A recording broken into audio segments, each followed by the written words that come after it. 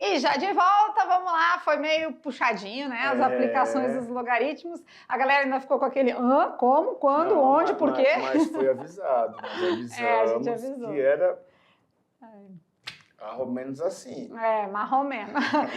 Gente, então as aplicações, para chegar no momento de usar, aplicar um log, é porque realmente pela exponencial não foi possível. Não vai. Então, porque na exponencial o nosso primeiro passo lá era deixar na mesma base. Se não fica na mesma base, só sai por logaritmo. Isso, porque a nossa variável, a nossa incógnita está lá no expoente, né? Isso. E aí a gente fica meio... Mas aí, olha só, um detalhe importante. Se for questão do Enem, se for vestibular, se for concurso... Vai dizer, né? Eu já sei quando vai ser logaritmo.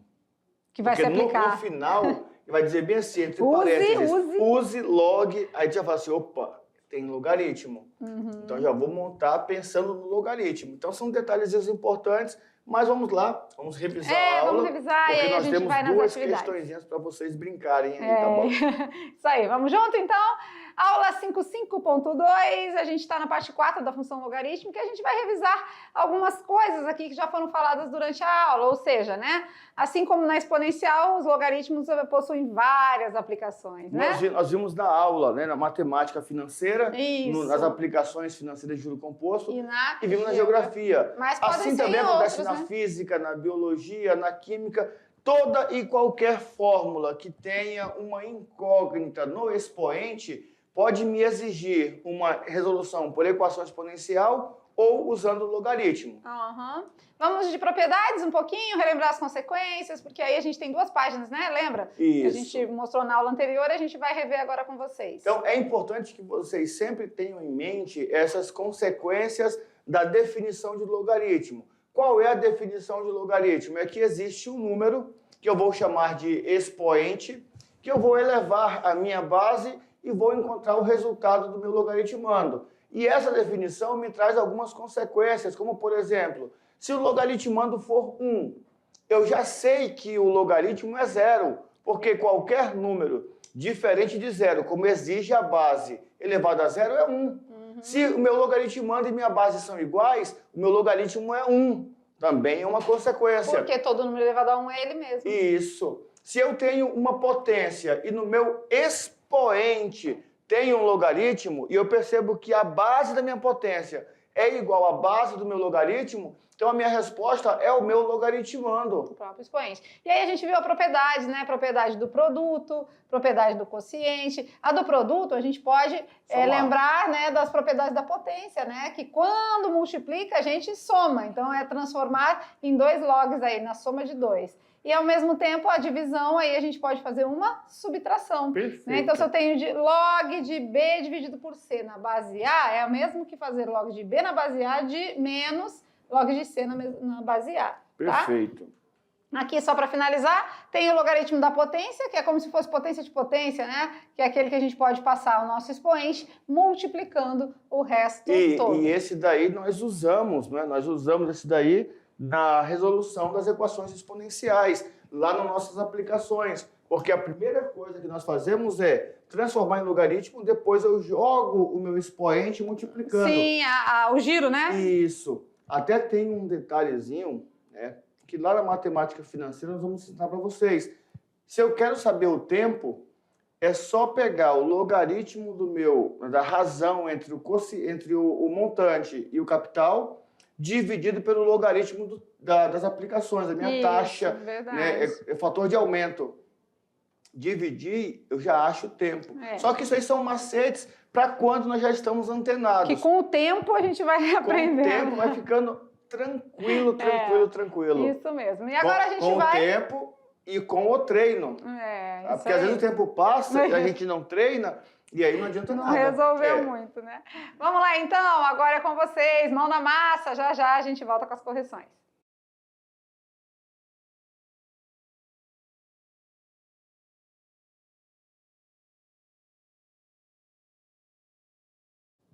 E aí, já? Duas questões. Dois exercícios. Exercícios. Duas perguntinhas, mas claro, Fáceis. né? A gente sabe que tem um desenrolar mais trabalhoso, mas a gente vai fazer junto com vocês, explicando novamente, vai dar tudo certo. Beleza? Beleza. Correção, então? Vamos lá? Questão de número 1. Uma pessoa aplicou a importância de R$1.000 em uma instituição bancária que paga juros mensais de 5%, ou seja, 5% ao mês, no regime de juro composto. Quanto tempo após a aplicação o montante será de R$12.000? Ali está. O pontinho está no lugar errado. Tá. R$12.000. Aí, olha só o que nós falamos.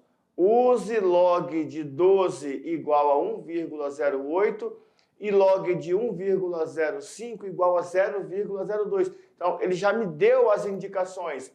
Se eu quisesse de maneira rápida descobrir o tempo, era só pegar o log de 12 dividido pelo log de 1,05. Eu já descobri o tempo. Sim. Então, isso é o que a gente faz numa prova, tipo o Enem. Né, Mas agora nós vamos fazer a aplicação normal, todo o passo a processo passo. para mostrar para eles, né? A primeira coisa a se fazer é anotar os dados, certo? Aqui, certinho. Ó. Quem é o capital? Aqui também ficou erradinho ali.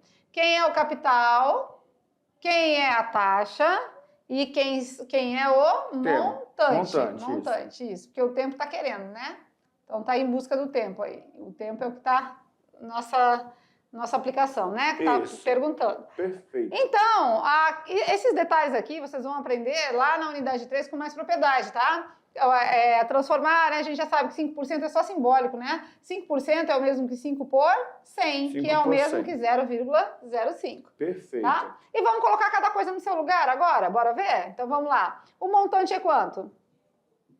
O montante é R$12.000. E o capital? R$1.000. R$1.000.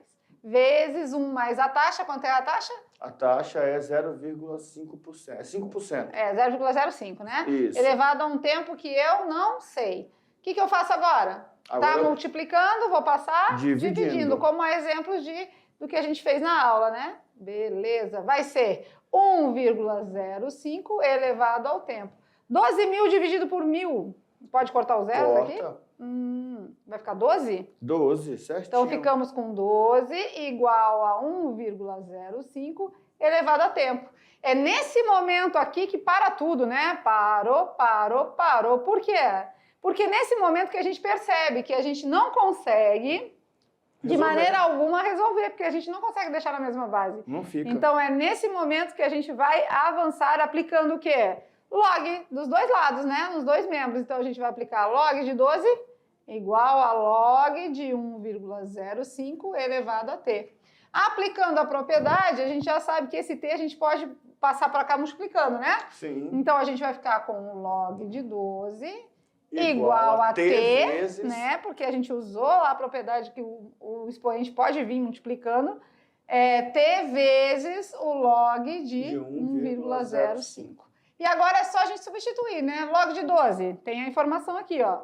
1,08. V igual a T vezes log de 1,05. 0,02. 0,02. Tá multiplicando, passa dividindo. 1,08 dividido por 0,02 é igual ao tempo. É um tempo. Que foi o que nós falamos no começo da atividade. Olha só, o tempo é nada mais, nada menos do que a divisão entre o log de 12 e o log de 1,05. Mas é importante, no primeiro momento, que nós entendamos de onde apareceu tudo isso, tá certo? Aqui agora, a gente pode cortar as vírgulas e temos as mesmas casas decimais. É a mesma 108 dividido por 54, então, né? Isso, 54 meses. Beleza? E aí, vocês conseguiram fazer? Vocês conseguiram entender? Então, é importante agora, para aqueles que conseguiram fazer, olhar direitinho. Foi tudo direitinho, do jeito que você fez aqui? Professor, eu só repeti igual estava no exemplo da sala de aula. Perfeito. Você não conseguiu fazer?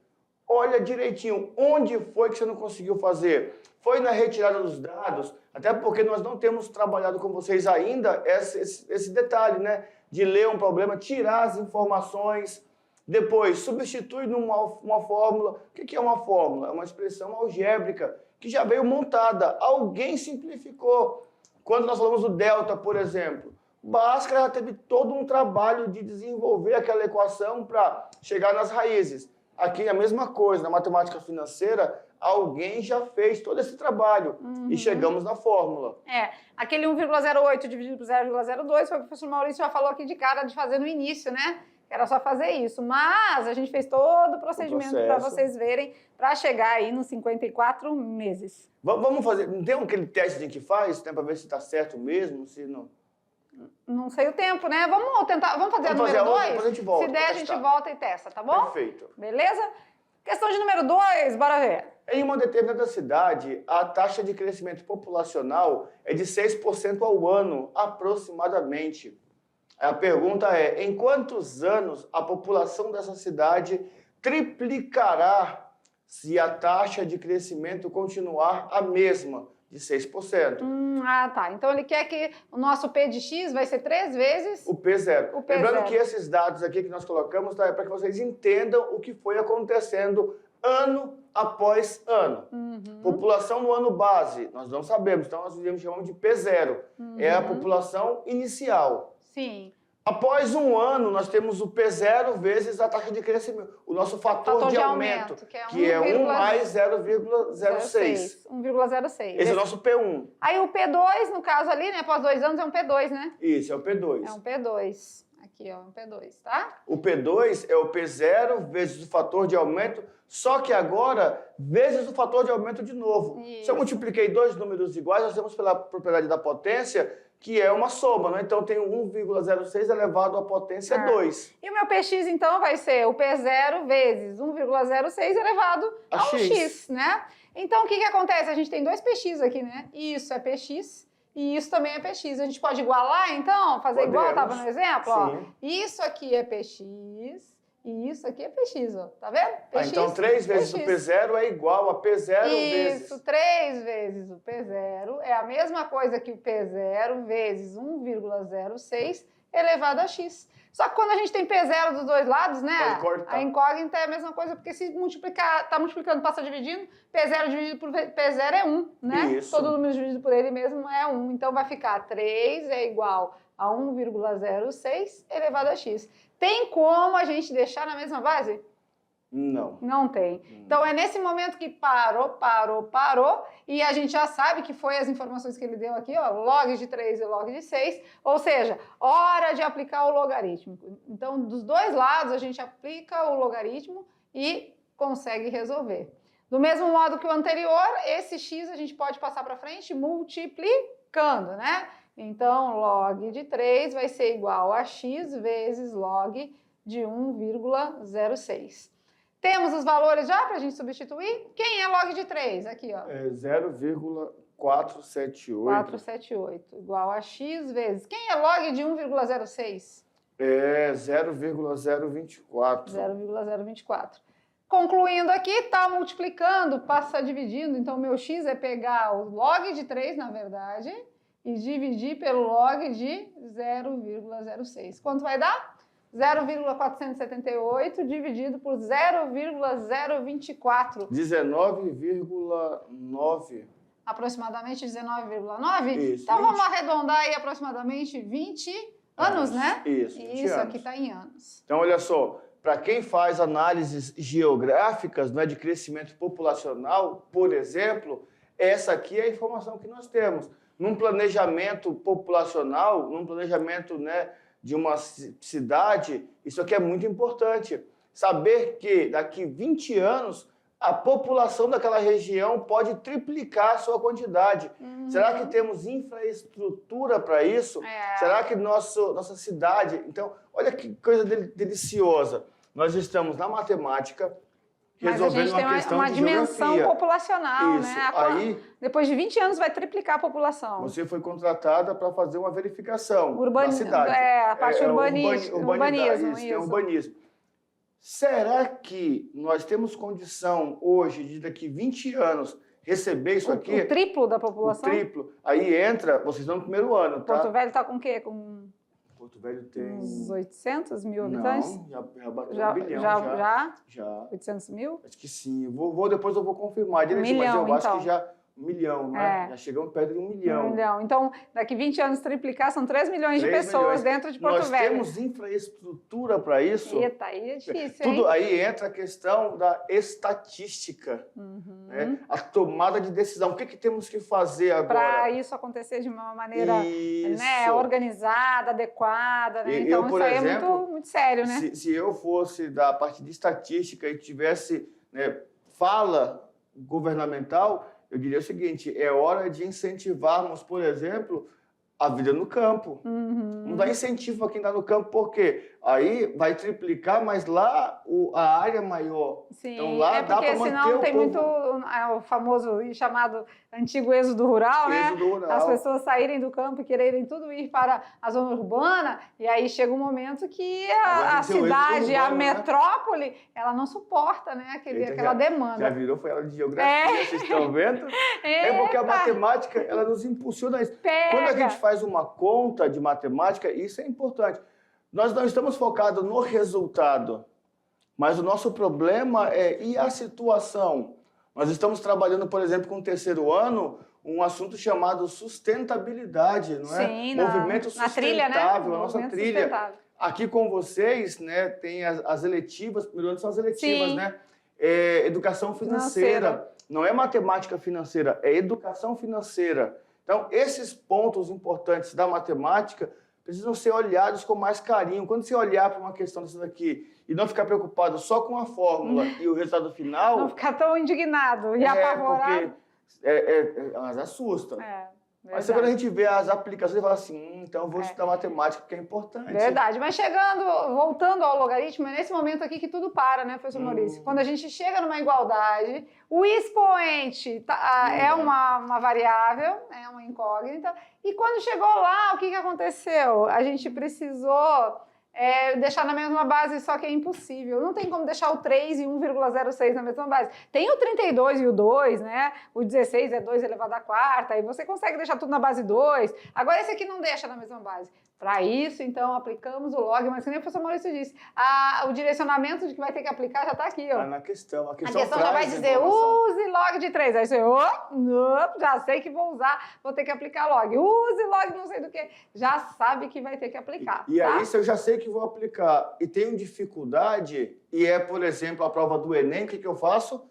Eu coloco uma canetinha, marco aqui uma interrogação, marco um pontinho aqui e vou para a próxima. O Enem é assim. No Enem, não é uma prova de alimentar ego. Eu vou fazer porque logaritmo eu tenho que fazer. Não, logaritmo cai geralmente uma. Você deixa por último. Se no final sobrou um tempinho, você acabou tudo. Você falou assim, cara, eu tenho 1 hora, vou entregar a prova. Não, eu vou naquela questão aqui, que é trabalhosa. Ou então eu lembro do macete. E vou direto para a resposta. É isso aí. São detalhes para fazer o Enem tranquilo. São quantos comentários com base em uma questãozinha só. Pois é, mas eu gostei mais da viagem na geografia, porque eu me lembrei agora, eu lá na escola tendo aula de geografia, ou em alguns aulões, você vai lembrar de quem eu estou falando, quando eu estava assistindo a aula da Lídia. A Lídia dando aula de geografia sobre essa questão populacional, né, o êxodo urbano, o êxodo rural.